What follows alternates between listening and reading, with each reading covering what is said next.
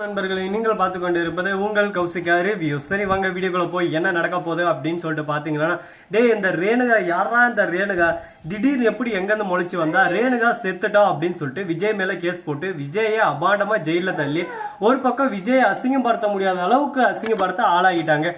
இந்த அளவுக்கு ஒரு பக்கம் மேலும் மேலும் மேலும் நம்ம விஜய்க்கு பிரச்சனையெல்லாம் வந்து இப்பதான் அந்த கோர்ட்ல இருந்து எப்படியோ ஒரு வழியா விஜய் நிரபராதின்னு சொல்லிட்டு வெளியே கொண்டு வந்த தருணம், இவங்க ரெண்டு பேரும் ஒண்ணு சேர்ந்த தருணம் கடவுளுக்கு பொறுக்கலையா என்னன்னு சொல்லிட்டு தெரியலங்க. திடீர்னு அந்த ரேணுகா கேரக்டர் எடுத்து உள்ள விடுறாங்க. விஜய் பார்த்ததும் ஷாக் ஆயிர ஒரு பக்கம், இந்த பக்கம் மனசுக்கு பிடிச்ச மல்லி, இந்த பக்கம் உயிருக்கு உயிரான மனைவி.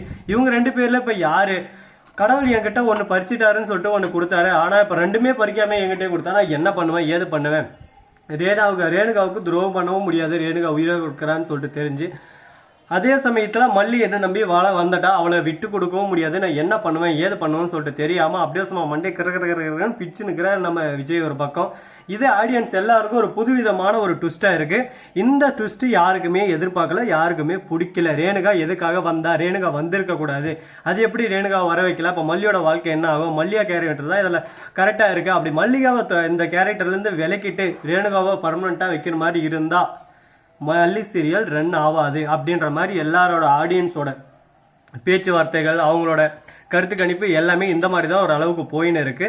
டைரக்டர் ஏதோ எந்த வகையில கூட்டின்னு போறாரு, ஒரு வேளை ரேணுகா இறந்துட்டு இருந்தும் இந்த ரேணுகாவை மாதிரி இந்த உலகத்துல 7 பேர் ஒரே மாதிரி இருக்கலாம்னு சொல்லிட்டு சொல்லுவாங்க. அதுல இவங்க அந்த மாதிரி இருக்கலாம் அப்படின்னு சொல்லிட்டு ஆய்வு அறிக்கையின்படி நிறைய இது பண்ணலாம். நம்ம டைரக்டர் அந்த மாதிரியும் கொண்டு வரலாம், இது மாதிரி வேற ஆள் இவங்க அப்படின்னு சொல்லிட்டு கொண்டு வரலாம். ரேணுகா மாதிரியே இருக்கிறதுனால சரி அவங்கள காப்பாற்றலாம் அப்படின்னு சொல்லிட்டு நல்ல எண்ணத்தோட விஜய் அவங்கள நல்லபடியாக குணமாக்கி அவங்க யாருன்றது அறியலாம்னு சொல்லிட்டு கூட அவங்க யோசிக்கலாம். அந்த மாதிரியும் வாய்ப்பு இருக்கு. ஏன்னா போஸ்ட்மார்ட்டம் ரிப்போர்ட் முதல் கொண்ட வரைக்கும் நம்ம ரேணுகாவை அழகா அறுத்து கிழிச்சு எல்லாமே பண்ணிட்டாங்க. இந்த மாதிரி ஒரு சுச்சுவேஷன்ல திடீர்னு இந்த மாதிரி வந்தா என்ன பண்ணலாம் நீங்களே சொல்லுங்க பார்க்கலாம். இந்த இடத்துல எதுவும் பேசவும் முடியல, என்ன சொல்றதுன்னு சொல்லிட்டு தெரியல, குழப்பத்துல குழம்பி போயிட்டு இருக்காங்க. இந்த மாதிரி ஒரு பக்கம் குழப்பத்து மேல குழப்பம் வந்துகிட்டே இருக்கு.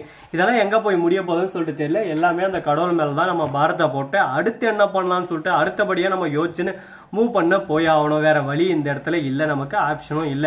சரி இந்த மாதிரி அந்த மாதிரி எல்லாம் ஒரு பக்கம் போயின்னு இருக்க, மறுபக்கம் என்ன நடக்குதுன்னு சொல்லிட்டு பாத்தீங்கன்னா, நம்ம வெண்பா குட்டி இருக்காங்களா, அடடா அவங்கள பத்தி சொல்றதுக்கு என்னடா வார்த்தையே ஒரு பக்கம் திக்குது. அந்த மாதிரி வேற மாதிரி அவங்க அப்படின்னு சொல்லிட்டு நம்ம சொல்லலாம். ஆனா அந்த மாதிரி எல்லாம் இருந்தாலும் அவங்க நிறைய விஷயங்கள் நமக்காக பண்ண போறது எல்லாமே ஒரு பக்கம் ஆச்சரியமா தான் இருக்கும்.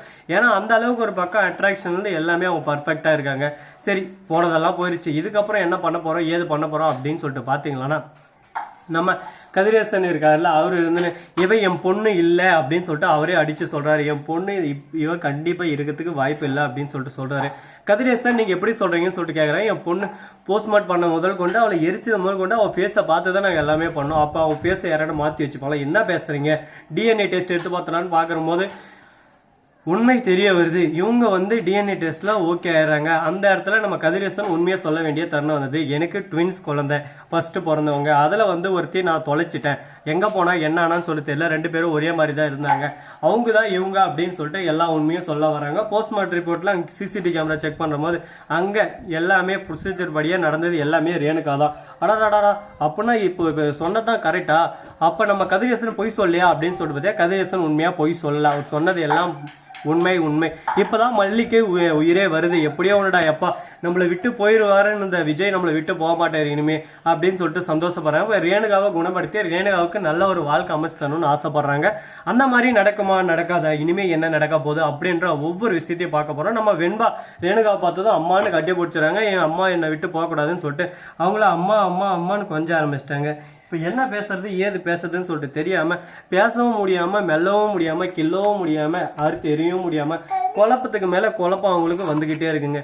இது எந்த அளவுக்கு எங்க போய் என்ன ஆக போகுதுன்னு சொல்லிட்டு தெரியல. கடவுளே நீதான்ப்பா எதனா இதுக்கு ஒரு வழி சொல்லணும், இதுக்கு எதனா ஒரு வழி இருந்தா மட்டும்தான் ஏதோ ஒன்று பண்ண முடியும், இல்லைன்னா கண்டிப்பா அந்த சீரியல ஒஸ்ட் சீரியலா போயிருங்க.